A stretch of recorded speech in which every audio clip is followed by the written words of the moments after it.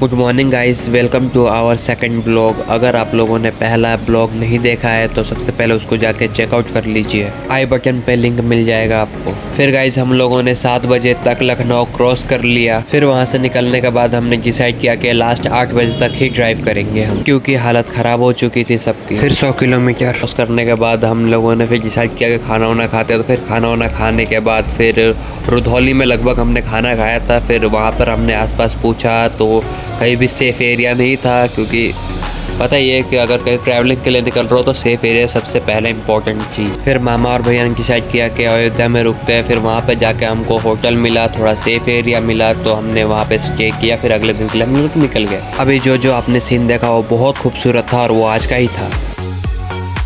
लगभग गाइस हम लोग 6:30 बजे के आसपास अयोध्या से निकल गए थे। फिर वहाँ से निकलने के बाद हम लोग अपनी डेस्टिनेशन की ओर बढ़ने लगे। इस बीच मौसम भी बहुत खूबसूरत हो रहा था, तो हम लोग मौसम भी देखते हुए जा रहे थे।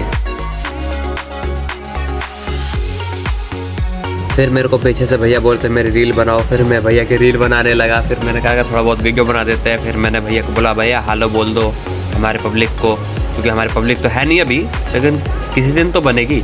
अच्छा 2 बनेगी बस। ये क्या बात करता है? नहीं भैया ऐसे थोड़े ना होगा, और भी बनेंगी। हमें 2 मिलियन तक ले जाना है भैया।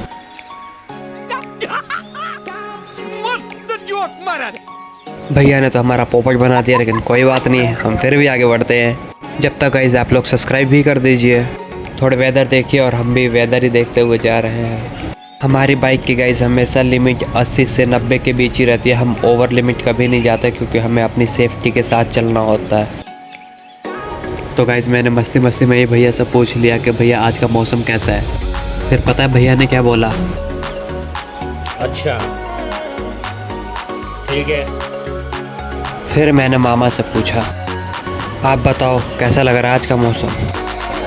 मौसम तो ऐसा लग रहा है दिल गार्डन गार्डन हो रहा है, बहुत मजा।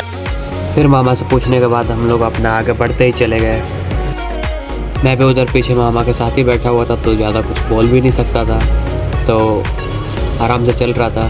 फिर इधर से सोचा मामा हेलो बोलो। अरे बोलो, अरे हेलो बोलो, अरे ओके बोल दिया बस। चलो कोई नहीं, इतने में भी लोग खुश हो जाएंगे। फिर हम लोग अपनी सेफ्टी के साथ पूरे एकदम नॉर्मल ड्राइविंग अपनी लिमिट में रहते हुए आगे बढ़ने लगे। तो फिर हम लोग बिहार के अंदर एंटर हो गए थे। फिर बरेली, दरभंगा और मुजफ्फरपुर का हमें बैनर दिखा। फिर वहाँ से हम लोग आगे बढ़ गए।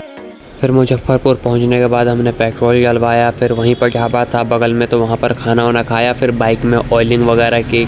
वहीं पर बगल पीछे धान की खेती हो रही थी, जिसे हम मतलब गांव में हम धान कहते हैं, बट यहाँ पर लोग चावल वगैरह कहते हैं। तो मैं तो बिहार से हूँ, तो मुझे पता है कि धान वगैरह क्या होता है। तो अब बिहार में ही ये है, तो मैं आपको पूरा दिखाता हूँ कि ये स्टार्टिंग में ऐसा दिखता है, बिल्कुल एकदम शुरुआत में जब ये बिल्कुल उगी रहा होता है तब।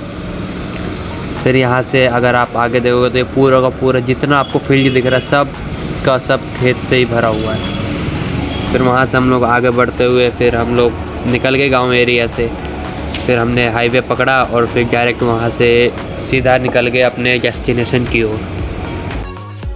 अब हो रही थी हम सबकी हालत ख़राब, क्योंकि 2 दिन से लगातार हम बैठे हुए थे। हमारे मतलब कह सकते हो कि बैठने में भी दिक्कत हो रही थी, बाइकों पे बैठा भी नहीं जा रहा था, ऐसा लग रहा था सुई चुभ रहा हो। क्योंकि एक ही जगह पे कितने टाइम तक बैठे। फिर भैया ने बोला कि 4 किलोमीटर बाद आगे रोक देंगे ताकि थोड़ा रेस्ट मिल जाए हम सबको।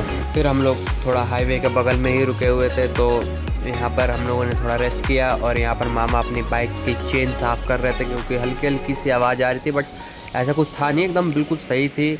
और फिर उसके बाद हमारे पार्टनर यानी राहुल भैया की बाइक भी मामा ने चेक किया, तो सब कुछ फिट था, सही सही चल रहा था। अब होने लगी थी थोड़ी थोड़ी शाम। यहाँ से नज़ारे भी बहुत अच्छे दिख रहे थे, क्योंकि शाम का सनसेट आपको पता ही सबसे अच्छा दिखता है।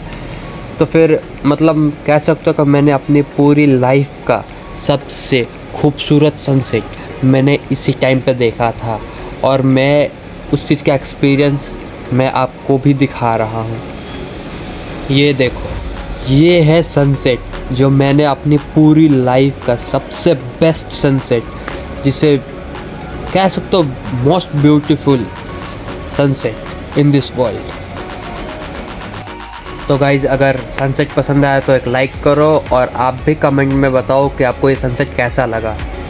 फिर गाइज़ रात होने लगी, हमारा डेस्टिनेशन अभी यहाँ से थोड़ा काफ़ी दूर था, तो हम लोग यहाँ से भी निकलने लगे। फिर हमने पकड़ा एक ये रूट, ये था भाई गांव रूट। भाई ये जो रोड था ना वो था गांव के अंदर से, और ये सीधा 100 किलोमीटर था। भाई हमारी जो इतनी बुरी फटी ना आसपास कोई गाड़ी, ना बस, ना ट्रक, ना कुछ नहीं, एकदम सुनसान इलाका, सुनसान रास्ता।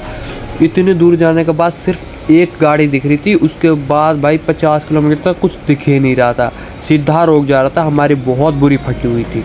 इस बीच गाइज मेरे को कुछ अजीब सा भी दिखा था, तो नाम नहीं ले सकता है क्योंकि आप समझ जाओ कि मतलब दिखा था तो ऐसे ही। तो गाइज़ आज का ब्लॉग यही पे एंड करते हैं। थैंक यू, लाइक करना और सब्सक्राइब भी करके जाओ।